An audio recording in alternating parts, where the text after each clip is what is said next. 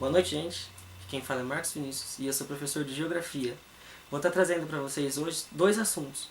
O primeiro, as cidades brasileiras, com destaque no povoamento, e segundo, a urbana industrialização do país.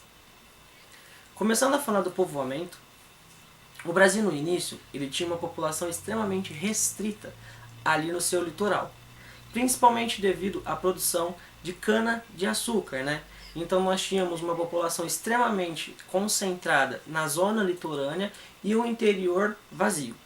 Destacando que o país tinha uma população extremamente concentrada no litoral, tendo em vista aí do século XVI, no século XVII ocorrem as primeiras expedições chamadas bandeiras, né? A população ainda continua se localizando no litoral, porém nós temos um agrupamento um agrupamento de população nas extremidades do rio Amazonas, sertão nordestino e também nas extremidades do rio São Francisco. No século XVII, cabe a gente ressaltar a questão dos genocídios e também dos etnocídios.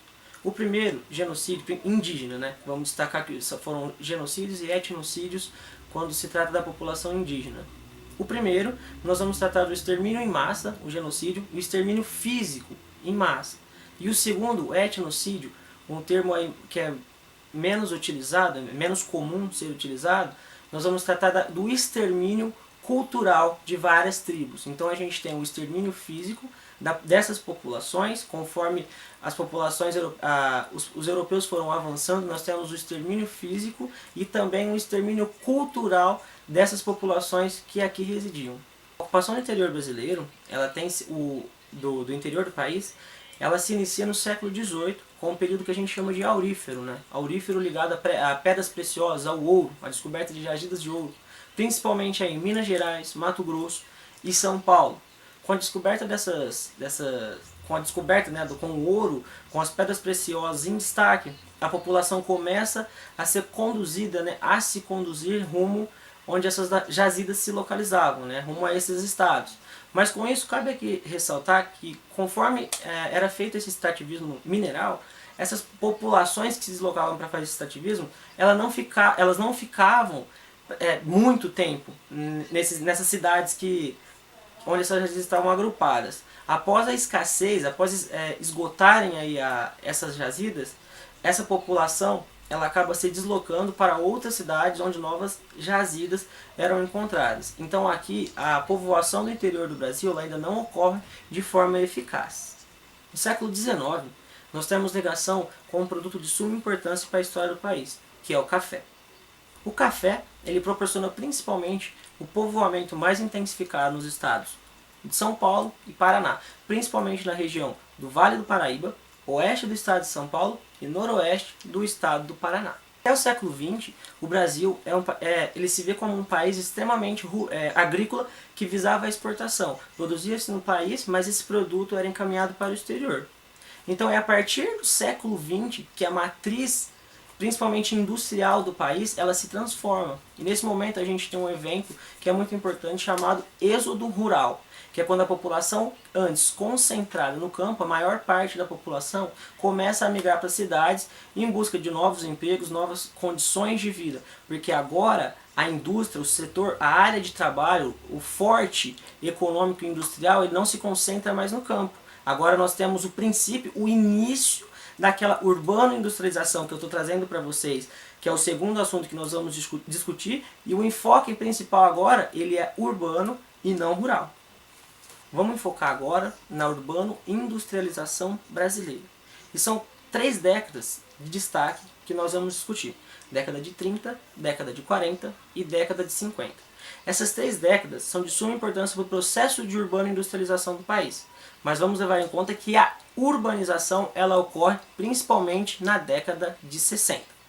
No final do século XIX, como o café ainda estava em alta, a gente destaca os investimentos dos grandes cafeicultores em novas formas de trabalho. São investimentos devido ao lucro do café que começam a ser empregados na tentativa de novos setores industriais, de novas formas de investir o seu dinheiro. Mas é o cerne, o princípio da urbano-industrialização brasileira. Lembrando que a gente ainda está no século XIX. A urbano-industrialização ela ocorre no século XX, principalmente nas décadas de 30, 40 e 50. Mas eu trouxe aqui para vocês do princípio, porque o café ele vai ser de grande importância para essa urbano-industrialização. Nós vamos ver logo adiante a importância desse produto no solavanco industrial pelo qual o país vai passar nas próximas décadas. É durante o governo Vargas que a urbano-industrialização ela ocorre de forma eficaz. O que acontece?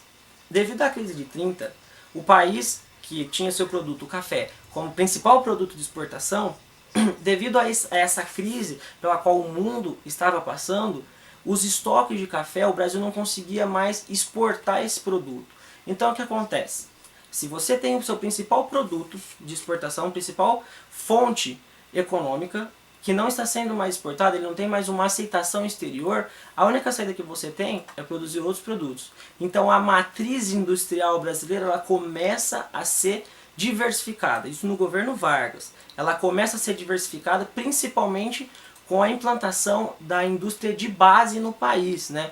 Um novo produto agora entra no setor industrial, novos produtos na verdade, mas vamos dar destaque para o aço, né, na indústria de base, e agora a gente tem o crescimento das indústrias estatais. Isso é de suma importância, cabe destaque.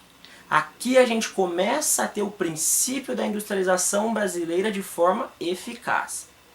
Cabe ressaltar que a industrialização do Brasil ela ocorre de forma tardia.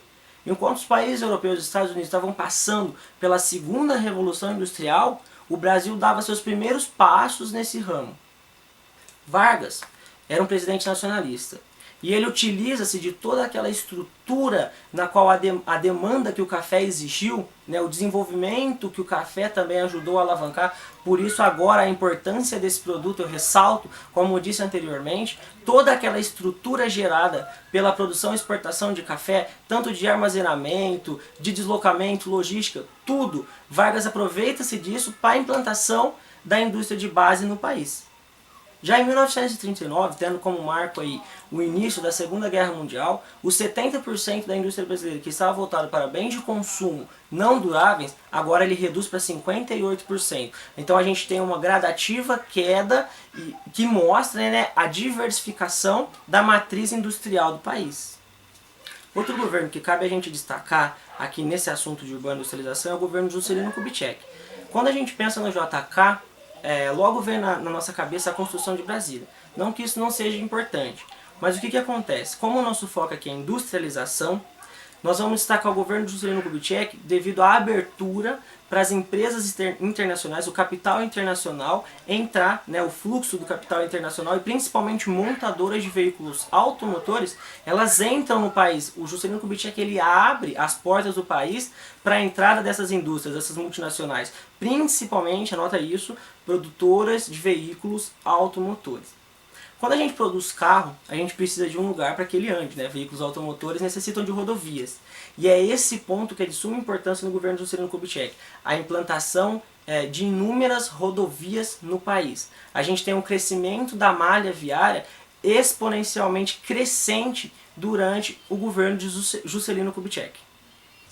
A população que antes, ali no século XVI, ficou muito tempo restrita ao litoral, né, veio avançando de forma gradual, interiorizando o povoamento do país, construção de Brasília no governo de JK, a gente tem aí o povoamento eficaz do centro-oeste, a transferência de capitais Rio de Janeiro para Brasília. Então aqui são dois assuntos que dariam para mais de uma aula, né? Mas como o vídeo, a minha proposta é que sejam resumos e não aulas completas, posso pensar em aulas completas mais adiante, eu tentei buscar dois assuntos que estejam conectados, né? Eu não posso tratar de urbanização sem que eu trate de industrialização, e eu não posso tratar de industrialização sem tratar da urbanização, né? Então aqui a gente tem partes que pulamos, né? Não tem como a gente abordar o assunto por completo num vídeo aí de média 10 minutos. Mas é a forma que eu busquei, num parâmetro geral, para que ambos os processos, né, como fatores e processos históricos, geográficos, eles sejam compreendidos.